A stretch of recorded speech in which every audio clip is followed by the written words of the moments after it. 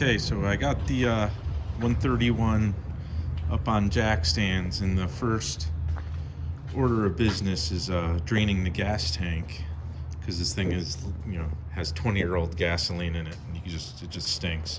One of the nice things about draining the fuel out of this, so that's the fuel tank right between the rear shock towers there, and you can see that it's not like a pickup in the top of the tank. It's actually right at the bottom, so you could drain it just using gravity. So I went ahead and pulled out the fuel pump and the little aftermarket inline filter they had there, and as soon as I did that, it started draining.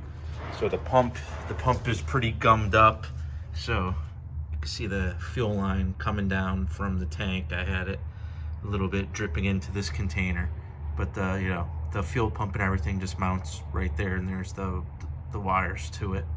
I have no idea why that one is hanging the way it is. So I'm gonna swap in for a different electric pump, make sure we're getting current to it when the ignition's on, and with a filter before the pump, so it won't get gummed up by any potential sediment that's still in the tank. I might give the tank like a little flush and see if we can get it started. So that's the goal for today. See if we can get this thing to wake up and see if it'll start. So this is the original fuel pump, and this is like a generic inline replacement. Couple of the little things, right? The original used spade connectors to power it, and this kit has the studs, but it actually comes with the little spades that we could mount to make it compatible and not have to change any of the connectors. It also came with the brass fitting here to make the output the same as the original OEM one. So it's dimensions, it's a little different, but it should be able to mount up under the car. Should work.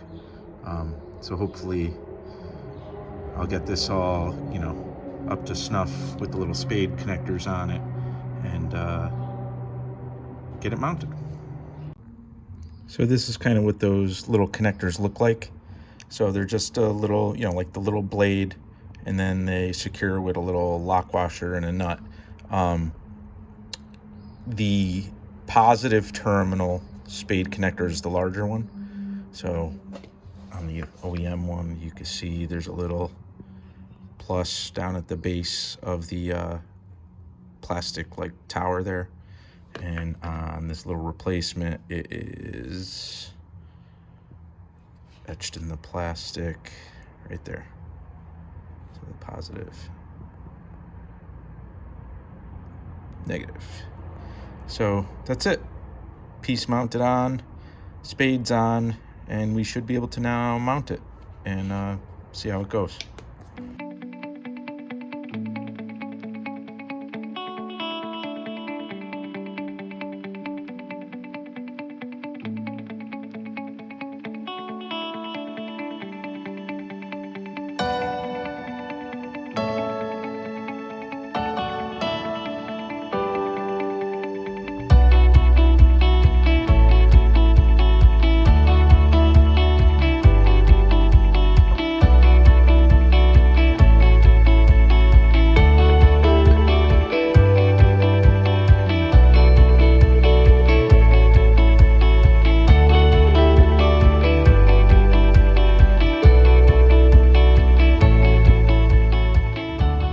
So this is where we are. I put a little bit of gasoline in it.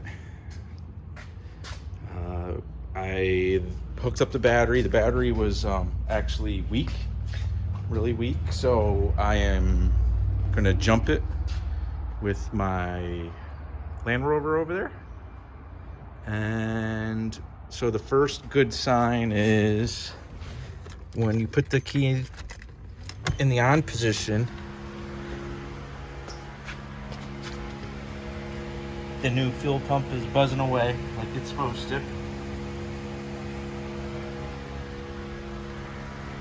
So just a quick test, see if we could get something going.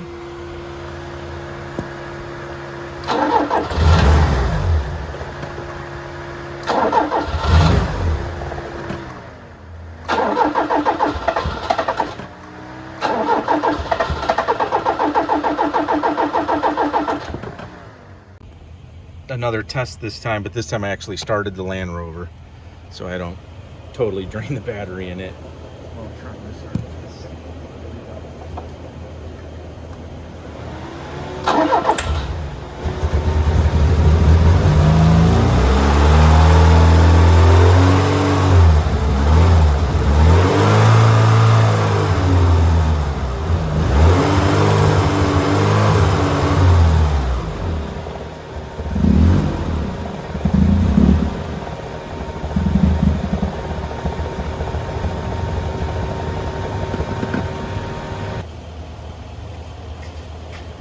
So it kind of starts.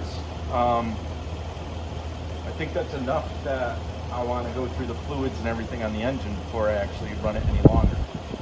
But that's it. Let's see if we can get this thing moving.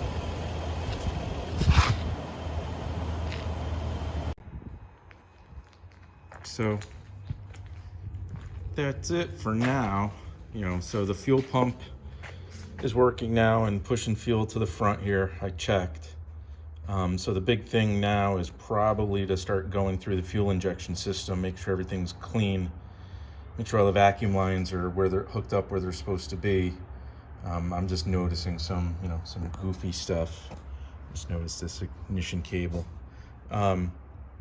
Just kind of go through everything, go through the fluids and anything like that before really attempting to get it to start up again. And hopefully there won't be too many surprises. So that's it for now.